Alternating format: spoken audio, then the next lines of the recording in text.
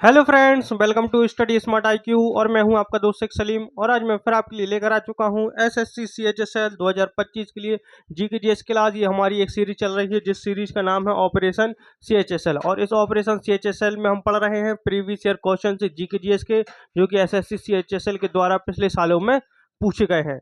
तो अगर आपको वीडियो पसंद आती है तो लाइक करें, शेयर करें, सब्सक्राइब करना ना भूलें। इसके अलावा आपको कोई रिलेटिव्स हैं, फ्रेंड्स हैं जो एसएससी सीएचएसएल की तैयारी कर रहे हैं, तो आप उनको भी ये वीडियो शेयर करना ना भूलें। और आज के जो क्वेश्चन लिए गए हैं, ये क्वेश्चन लिए गए हैं 2 जुलाई 2024 शिफ्ट फोर्थ में। जो एसएससी सीएचएसएल ने जीके जीएस क्वेश्चन को डिस्कस किया था, उनको हम यहाँ पर डिस्कस करेंगे। तो चलिए पहला क्वेश्चन लेते हैं बिना किसी देरी के। तो पहला क्वेश्चन है, निम्नलिखित में से किसने लोकप्रिय तेलुगु देशभक्ति गीत देश मुन्नू प्रेमिंचु मन्ना मंची अन्नादी पेंचू मन्नान लिखा है, जिसका अर्थ है राष्ट्र से प्रेम करो, अच्छाई बढ़ाओ है। ठीक है, तो ये किसने लिखा? ठीक है, थोड़ा तेलुगु भाषा में है तो उसका जो है तो प्रोनाउंस अलग हो सकता है, लेकिन उसका हिंदी में मतलब है राष्ट्र से प्रेम करो और अच्छाई बढ़ाओ। तो ये किसने लिखा है?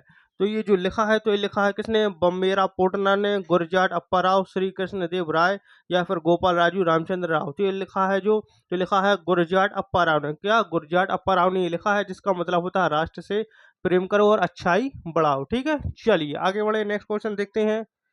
डैश ने संवैधानिक उपचार के अधिकार को संविधान की आत्मा कहा।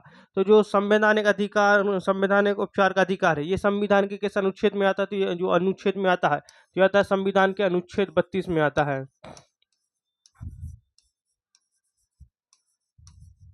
अनुच्छेद 32 में ये आता है। और इसको जो है तो संविधान की आत्मा किसने कहा? तो संविधान की आत्मा कहा गया है, ये कहा गया है डॉक्टर बी आर अम्बेडकर ने। किसने? बी आर अम्बेडकर ने। जो संविधान का अनुच्छेद 32 है, यानी संवैधानिक उपचारों का अधिकार, इसको जो है तो ये भारतीय संविधान की आत्मा, हृदय और आत्मा कहा, यानी heart and soul of the constitution इन्होंने कहा है। अब हम बात करते हैं भीमराव अम्बेडकर की। तो भीमराव अम्बेडकर जो है तो ये हमारे भारत के न्याय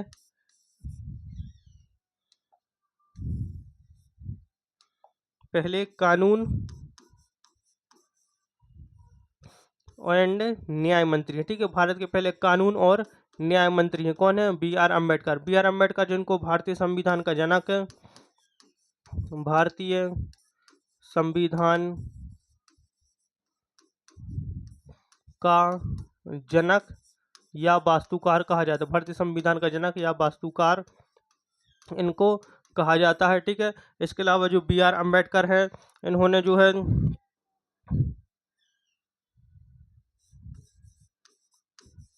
बुद्धा एंड हिज धम्मा ये किताब लिखी। ठीक है, एंड इसके अलावा द पार्टीशन ऑफ इंडिया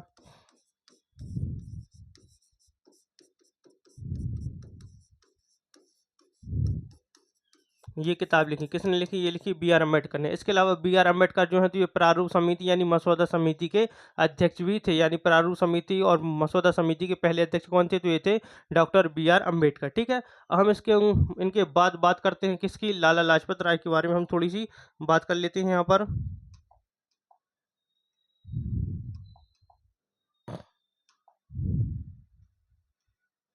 चलिए, तो लाला लाजपत राय, तो लाला लाजपत राय जिनको पंजाब केसरी, पंजाब केसरी या पंजाब का शेर के नाम से जाना जाता है। पंजाब का शेर। ठीक है, पंजाब का शेर जो है इनको कहा जाता है लाला लाजपत राय, जो कि गरम दल के नेता थे। किसके? गरम दल। क्या? गरम दल यानी एक्सट्रीमिस्ट नेता थे लाला लाजपत राय। और लाला लाजपत राय जो हैं जिन्होंने 1894 में लाहौर में, ठीक है, जो पंजाब नेशनल बैंक की स्थापना हुई थी, उसके संस्थापकों में से एक है। ठीक है, पंजाब नेशनल बैंक के संस्थापकों में से एक है। कौन? लाला लाजपत राय। इसके अलावा उन्होंने 1921 में लाहौर में servants of the people society की स्थापना की। Servants of the people society, इसकी भी स्थापना की। किसने? लाला लाजपत राय ने। इसके अलावा जो लाला लाजपत राय हैं तो इन्होंने कुछ किताबें लिखी।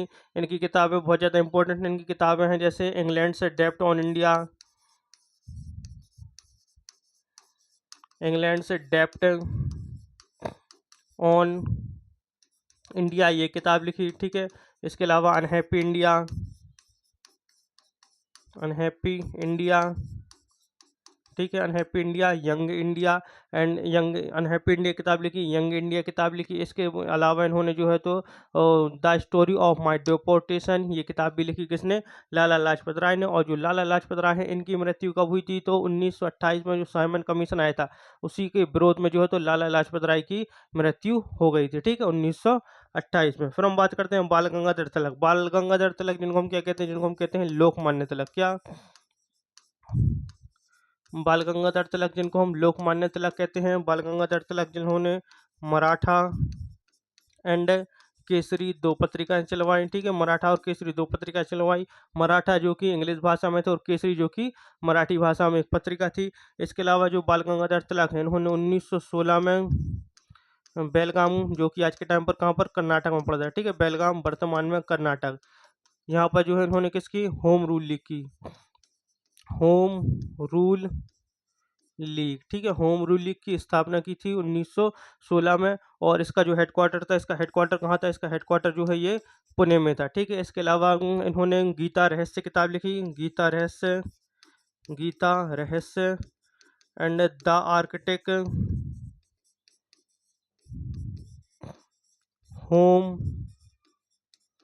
इन द वेदास, ठीक है, the architect home in the Vedas ये किताब भी लिखी, किसने, बाल गंगाधर तिलक ने। बाल गंगाधर तिलक ने जो 1916 का लखनऊ समझौता हुआ था भारतीय राष्ट्रीय कांग्रेस और मुस्लिम लीग के बीच में, इसमें जो है तो भारतीय राष्ट्रीय कांग्रेस की तरफ से हस्ताक्षर किए थे। फिर हम बात करते हैं पंडित जवाहरलाल नेहरू। तो पंडित जवाहरलाल नेहरू जो कि हमारे देश के पहले प्रधानमंत्री और सबसे लंबे समय तक प्रधानमंत्री रहे। जो जवाहरलाल नेहरू ये 1947 से लेकर 1964 तक, जब तक इनकी मृत्यु नहीं हो गई तब तक जो है ये भारत के प्रधानमंत्री रहे। इसलिए जो है तो ये पहले, एक तो पहले प्रधानमंत्री रहे और सबसे लंबे समय तक भी ये प्रधानमंत्री रहे। और जो इनको है तो चाचा नेहरू कहा जाता था। और जो जवाहरलाल नेहरू है 1929 का जो लाहौर अधिवेशन हुआ था, इसमें जो है तो आईएनसी की अध्यक्षता की थी, जिसमें पूर्ण स्वराज की मांग की गई थी, ठीक है।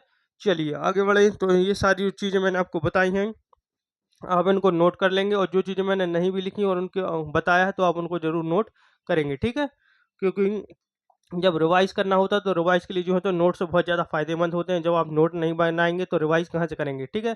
चाहे वीडियो से लास्ट टाइम पर रिवाइज नहीं होता, वीडियो जो है तो पढ़ने के लिए है, नोट बनाने के लिए। जैसे ही नोट बन जाएंगे आपके तो आपको वीडियो देखने की ज़रूरत नहीं पड़ेगी, क्योंकि फिर आप रिवाइज करते रहेंगे। क्योंकि जितना ज़्यादा आप रिवाइज करेंगे आपको उतना ज़्यादा फ़ायदा होगा, आप उतनी अच्छे से ज़्यादा चीज़ें याद कर सकेंगे। क्योंकि रिवाइज जितना करेंगे यह चीज़ें आपको अपने आप याद होती चलेंगी। चलिए आगे बढ़ें।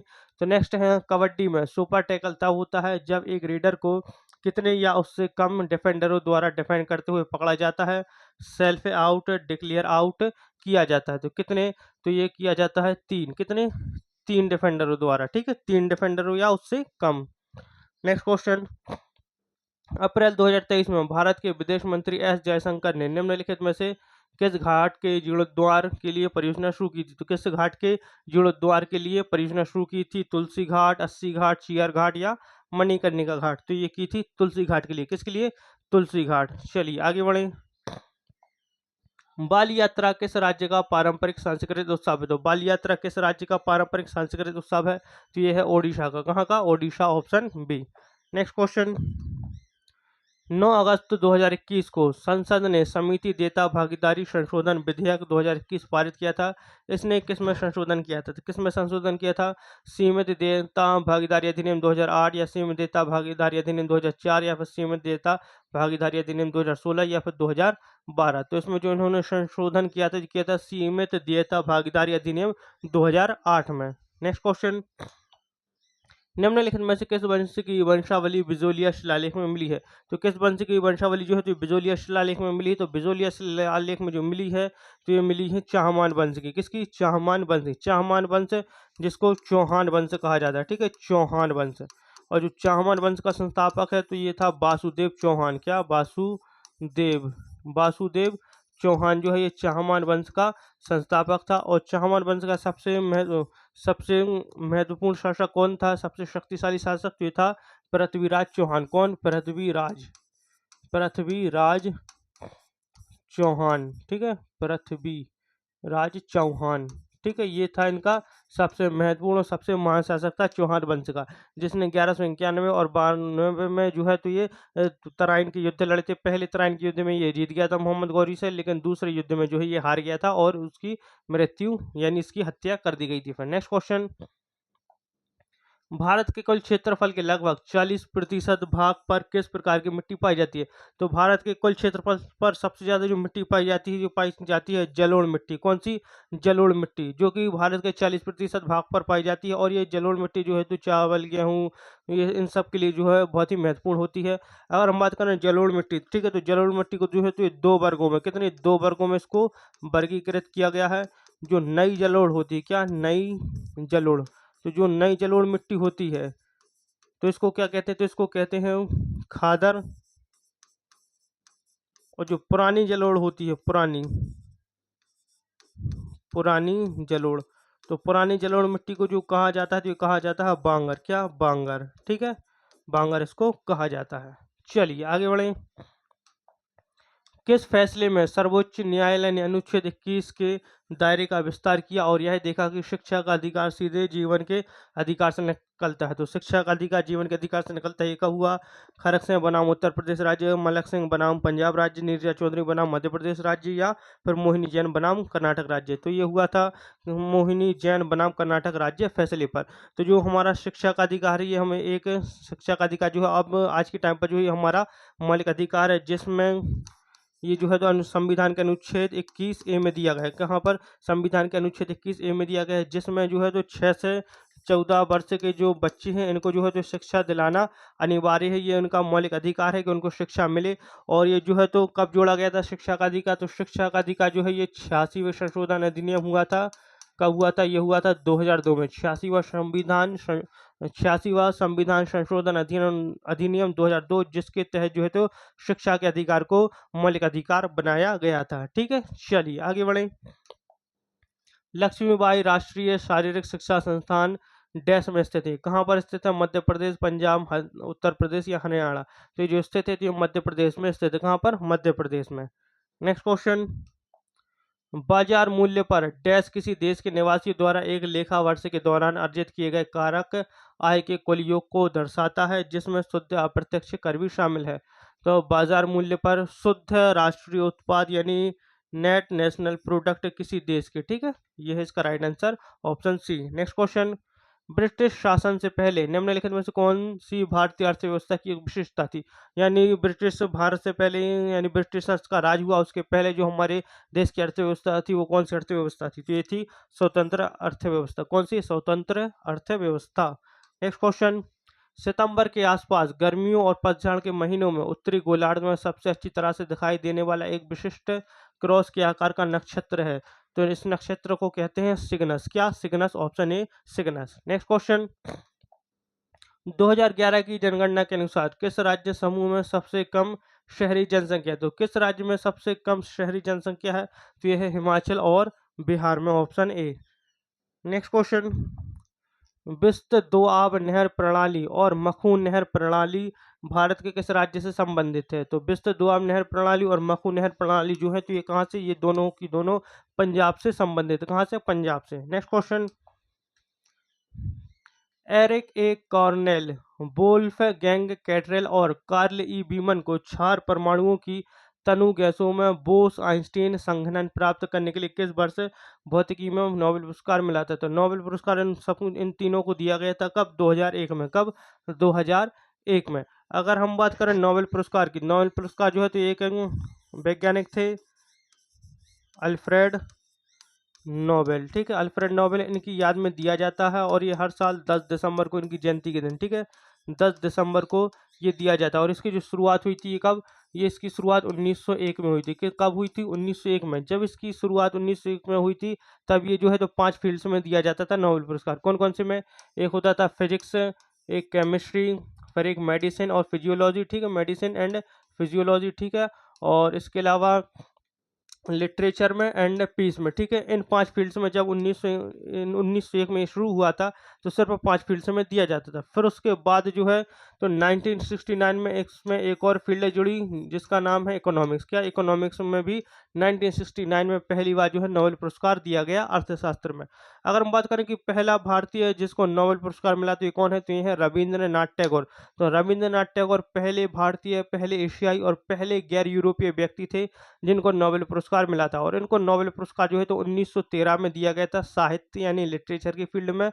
और इनकी एक किताब थी गीतांजलि, तो उसी किताब के लिए जो है तो इनको नोबेल पुरस्कार दिया गया था। तो ये पहले भारतीय भी बने, पहले एशियाई भी बने और पहले गैर यूरोपीय व्यक्ति भी बने जिनको नोबेल पुरस्कार दिया गया था, ठीक है। चलिए आगे बढ़े, नेक्स्ट क्वेश्चन लेते हैं। वर्कशीट के शीर्ष पर खाली पंक्ति कैसे सम्मिलित करें। तो वर्कशीट के शीर्ष पर खाली पंक्ति कैसे सम्मिलित करें, तो पंक्ति संख्या पर क्लिक करें और इंसर्ट चुनें, ठीक है, ऑप्शन बी। नेक्स्ट क्वेश्चन, विषम युग्मजीव फल मक्खियों जिनके भूरे रंग के शरीर और लाल आंखें हैं के बीच एक द्विसंकर क्रॉस में बीबीई जीनोटाइप प्राप्त करने की प्रायिकता क्या होगी, तो ये होगी 1/16। क्या 1/16। नेक्स्ट क्वेश्चन, डैश एक भारतीय नर्तक और कोरियोग्राफर थे जिन्हें यूरोपीय नाट्य तकनीकों को भारतीय शास्त्रीय और लोक नृत्य रूपों में अनुकूलित करके नृत्य की एक संलयन शैली बनाने के लिए जाना जाता था। तो किसे तो जाना जाता था, उदय शंकर को। किसको, Uday Shankar, option D. Next देखते हैं, माइक्रोसॉफ्ट पावर पॉइंट में प्रेजेंटेशन में एक नया स्लाइड डालने के लिए शॉर्टकट की कॉम्बिनेशन क्या है।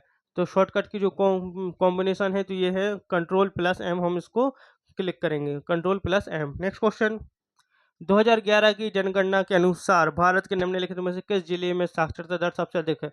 तो सबसे अधिक साक्षरता दर किस जिले में है, इडुक्की, चंफाई, एर्नाकुलम या शेरशिप। तो सबसे अधिक साक्षरता जो दर है ये 2011 की जनगणना के अनुसार तो ये जो है तो ये शेरशिप जिला है। कौन सा, शेरशिप जिला। शेरशिप जिला ये कहाँ पर है, तो ये है मिजोरम में। कहाँ पर, मिजोरम में। और शेरशिप में की जो साक्षरता दर है तो ये है 98.76%। कितनी, 98.76% जो है इनकी साक्षरता दर है। और इसके बाद दूसरे नंबर पर आता है आइजोल। आइजोल जो कि मिजोरम का ही एक जिला है।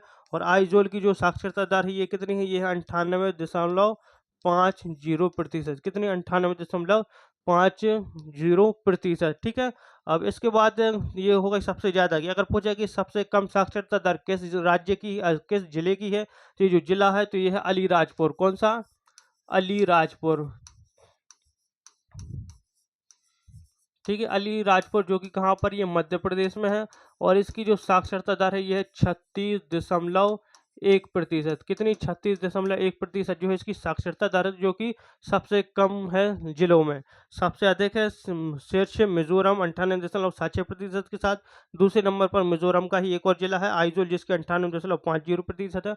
और सबसे कम अलीराजपुर मध्य प्रदेश जो कि जिसकी है 36.1%। नेक्स्ट क्वेश्चन, कर्नाटक शास्त्रीय संगीत में निम्नलिखित में से कौन सा संगीत रूप राग की सबसे सरल रचना है। तो राग की सबसे सरल रचना है तो ये है गीतम, ऑप्शन बी।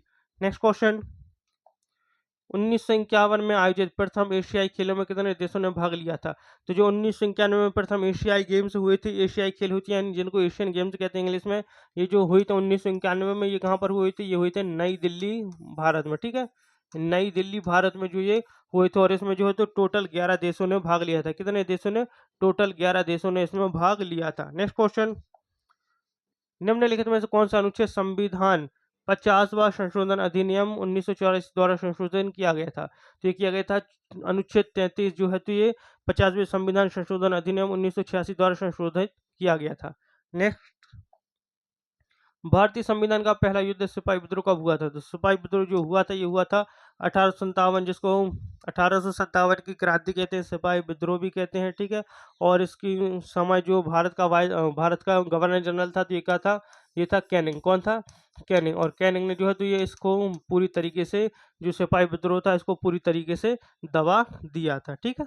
चलिए तो ये थे हमारे आज के क्वेश्चन एसएससी सीएचएसएल 2025 के लिए। आई होप आपको हमारी ये वीडियो पसंद आई हो। अगर वीडियो पसंद आती है तो लाइक करें, शेयर करें, सब्सक्राइब करना ना भूलें। मिलते हैं आपसे अगली वीडियो में, तब तक के लिए good luck and good bye. Thank you.